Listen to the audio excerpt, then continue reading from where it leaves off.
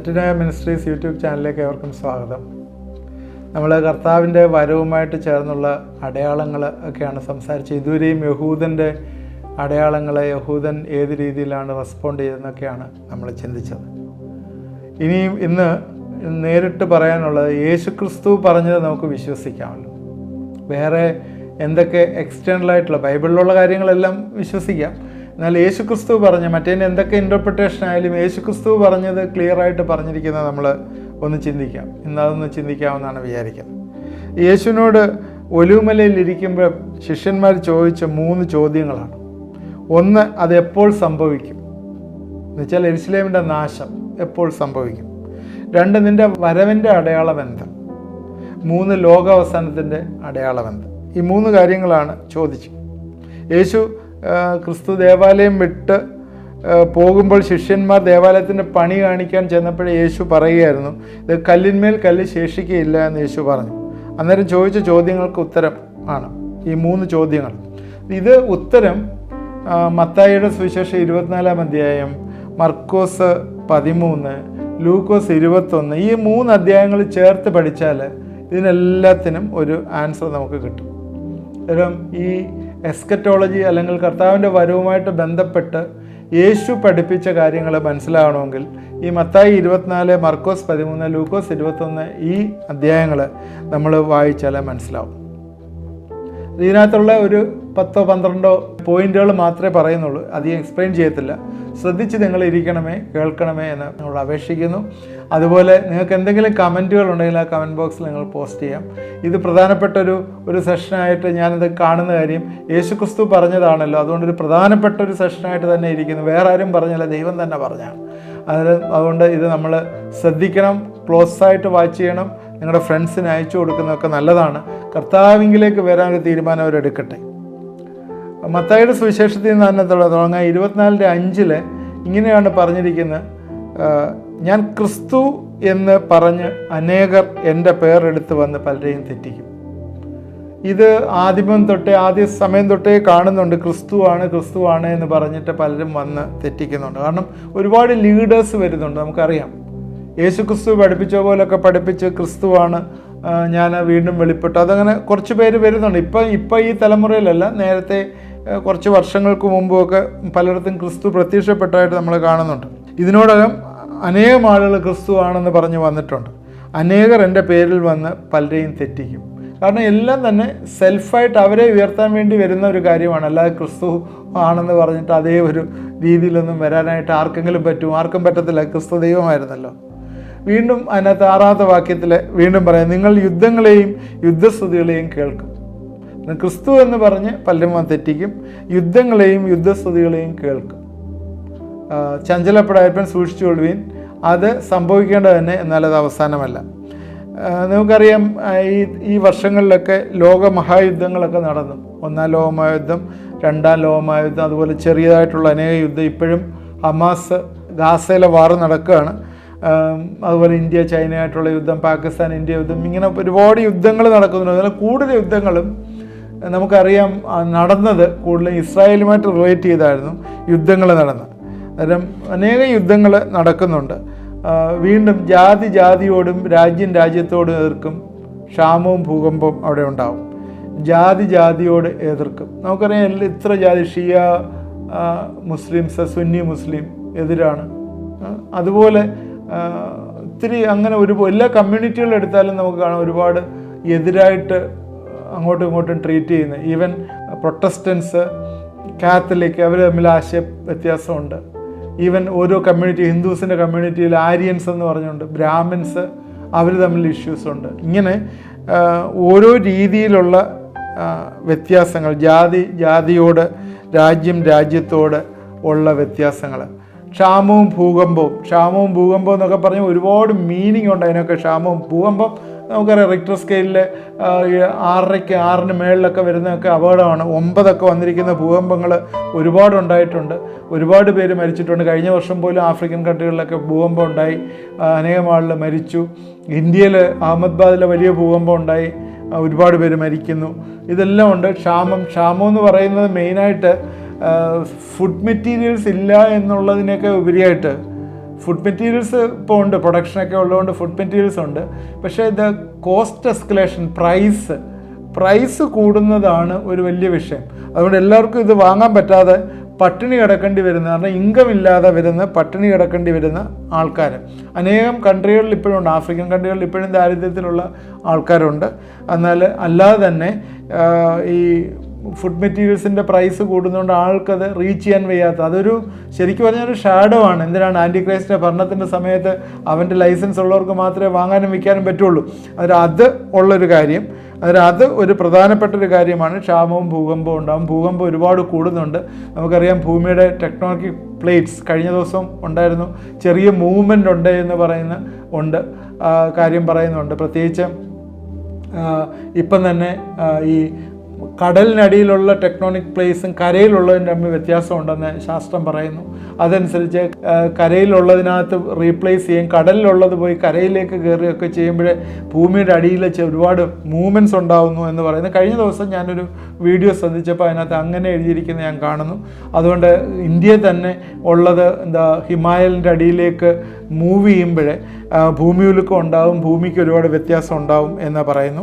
ഇത് ഒക്കെ കാണിക്കുന്ന യേശു പറഞ്ഞാണ് വരവ് ഏറ്റവും ആസന്നമായിരിക്കുന്നു എന്നുള്ളത്. 9-ാം വാക്യത്തിലേക്ക് വരുമ്പോൾ അവർ നിങ്ങളെ ഉപദ്രവത്തിന് ഏൽപ്പിക്കുകയും കൊല്ലുകയും ചെയ്യും, എൻ്റെ നാമനിമിത്തം സകല ജാതികളും നമ്മളെ പകയ്ക്കും. കർത്താവിൻ്റെ നാമനിമിത്തം എല്ലാവരും പകയ്ക്കും. കർത്താവ് സ്നേഹം പറയാനായിട്ട് വന്ന ആളാണ്. ദൈവം നിങ്ങളെ സ്നേഹിക്കുന്നു, നിങ്ങളെ പാപത്തിൽ നിങ്ങളെ വീണ്ടെടുത്ത് കർത്താവിൻ്റെ നിത്യരാജ്യത്തിൽ നിങ്ങളെ ആക്കും, നല്ല കാര്യങ്ങളാണ് പറയാൻ വന്നത്. രോഗികളെ സൗഖ്യമാക്കി, ഭൂതം ബാധിച്ചവരെ അതിൽ നിന്നും വിടുവിച്ചു, ബദ്ധന്മാരെ വിടുവിച്ചയച്ചു. നല്ല കാര്യങ്ങളാണ് പറഞ്ഞത്. യേശു പറഞ്ഞ എല്ലാം നല്ല കാര്യങ്ങളാണ്.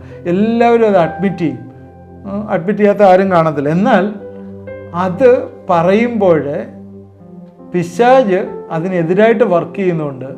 ഈ പറയുന്ന ആളിനെ പീഡിപ്പിക്കാനുള്ളൊരു ടെൻഡൻസി എല്ലാ കൺട്രികളിലും ഉണ്ട്. ഏത് കൺട്രികളിൽ ചെന്നാലും ഉണ്ട്. ഈവൻ സോക്കൾഡ് അമേരിക്കയിൽ പോലും ഉണ്ടെന്നാണ് പറയുന്നത്. എത്തിസ്റ്റുകൾ അവരെ പീഡിപ്പിക്കാനായിട്ട് ശ്രമിക്കും. ഇവിടെ ഇന്ത്യയിലുള്ള കാര്യം നമുക്കറിയാമല്ലോ, പ്രത്യേകിച്ച് പറയേണ്ട ആവശ്യമില്ല. മുസ്ലിം കൺട്രീസിൽ അറിയാമല്ലോ എന്തൊക്കെയാണ് സംഭവിക്കുന്നത്. അതുപോലെ എത്തിസ്റ്റായിട്ടുള്ളിടത്ത് എന്താ സംഭവിക്കുന്നത് അറിയാമല്ലോ, എല്ലായിടവും. അതുകൊണ്ട് ആദിമസഭയിലുണ്ടായിരുന്നു, റോമൻ എംപയറിൻ്റെ ഇടയിൽ എന്തോ പീഡയായിരുന്നു. എത്രയോ 10 റൂളേഴ്സ്, എംപറേഴ്സ് വന്നവരെല്ലാം പീഡിപ്പിച്ചു.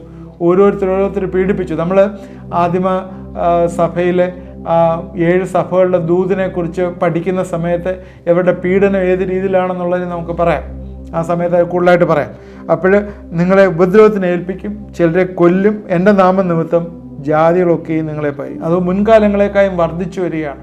ഇപ്പം തന്നെ ഇന്ത്യയിൽ തന്നെ കഴിഞ്ഞ ദിവസം പത്രത്തിലൊക്കെ വന്ന ന്യൂസാണ്. ആസാം സ്റ്റേറ്റിൽ സുവിശേഷം പ്രസംഗിക്കുകയോ ആളിനെ പ്രസംഗിക്കുകയോ അങ്ങനെയുള്ള കാര്യങ്ങൾ പാടില്ല. UP-യിൽ ചെയ്തിരിക്കുന്നത് നിങ്ങൾക്ക് മീറ്റിംഗ് കൂടാൻ പറ്റും, പക്ഷേ അത് രജിസ്റ്റേർഡ് ആയിട്ടുള്ള ഡിനോമിനേഷൻ പള്ളികളിൽ മാത്രമേ കൂടാൻ പറ്റുള്ളൂ, ഭവനത്തിലൊന്നും കൂടാൻ പറ്റത്തില്ല. ഇങ്ങനെയൊക്കെയുള്ള റൂൾസും റെഗുലേഷനും ഈ നാളുകൾ വന്നുകൊണ്ടിരിക്കുകയാണ്. നിങ്ങളെ ഉപദ്രവിക്കുകയും ഒക്കെ ചെയ്യുമ്പോൾ നിങ്ങൾ സന്തോഷിപ്പീൻ, നിങ്ങളുടെ പേര് സ്വർഗത്തിൽ എഴുതിയിരിക്കുന്ന ഓർത്ത് നിങ്ങൾ സന്തോഷിപ്പീൻ. ഞങ്ങളുടെ മുമ്പേ ഉള്ളവരെയും ഇതുപോലെ പീഡിപ്പിച്ചുവല്ലോ എന്ന് ദൈവത്തിൻ്റെ വചനത്തിൽ യേശുക്രിസ്തു തന്നെ പറയുന്നുണ്ട്.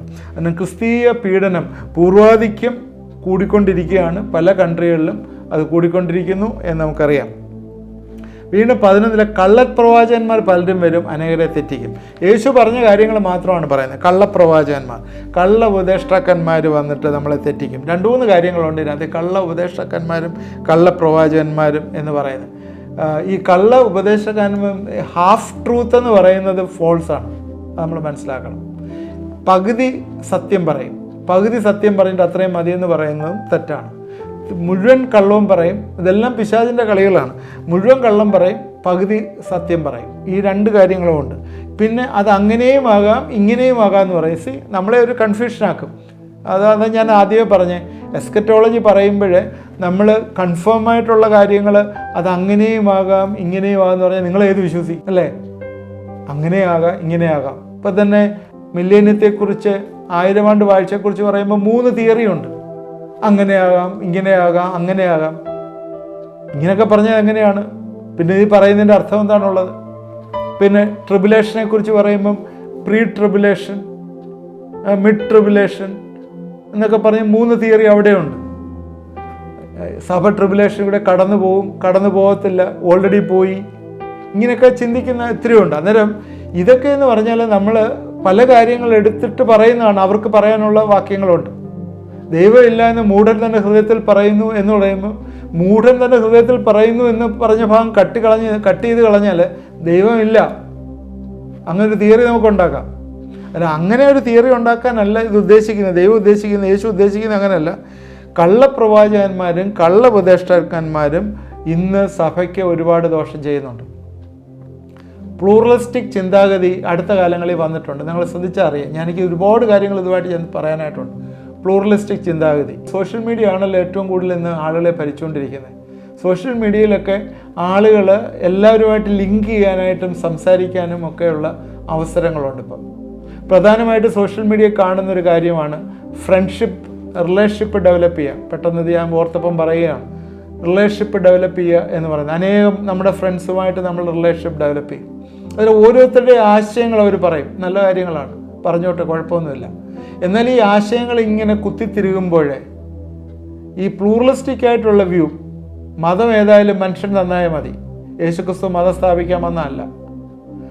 മതം ഏതായാലും മനുഷ്യൻ മനുഷ്യനെ നന്നാക്കാൻ വേണ്ടിയുള്ള ഒരുപാട് കാര്യങ്ങൾ ഇന്ന് better living, better standard of living, അതുപോലെ better health, better aspiration, better encouragement, better happiness, ഇങ്ങനെയൊക്കെയുള്ള ഒരുപാട് കാര്യങ്ങൾ ഇന്ന് സോഷ്യൽ മീഡിയയിൽ കൂടെ വരുമ്പോൾ ജനങ്ങൾ ശാസ്ത്രം വളർന്നിരിക്കുന്ന ഈ സാഹചര്യത്തിൽ അതിനെക്കുറിച്ച് പിന്നെ കൂടുതൽ യേശു പഠിപ്പിച്ച കാര്യത്തെക്കുറിച്ചൊന്നും ആരും ചിന്തിക്കത്തില്ല. വാട്സ് ആഫ്റ്റർ ഓൾ 2000 വർഷത്തിന് മുമ്പ് ഒരു മനുഷ്യൻ വന്നു, അവൻ ദൈവമാണെന്ന് പറഞ്ഞ് മരിച്ചു, അവൻ ഉയർത്തെഴുന്നേറ്റെന്ന് അവൻ്റെ ശിഷ്യന്മാർ പറയുന്നു. ഞങ്ങളൊന്നും കണ്ടിട്ടില്ല, ഇങ്ങനെയൊക്കെ പറയുന്നു. ഇത്രയേ ഉള്ളൂ കാര്യം, ഫിനിഷ്ഡ്. അതിന് പിന്നീട് ചിലരൊക്കെ അതിനുവേണ്ടി അടികൊള്ളുകയും ചിലരൊക്കെ പീഡനം ഏൽക്കുകയൊക്കെ ചെയ്തു. അതിനുശേഷം ഒരു റിലിജിയൻ തന്നെ ഉണ്ടായി, ക്രിസ്ത്യാനിറ്റി, അത് ഒഫീഷ്യലായി എന്നൊക്കെ പറഞ്ഞ് അതൊരു റിലിജിയനാക്കി മാറ്റി.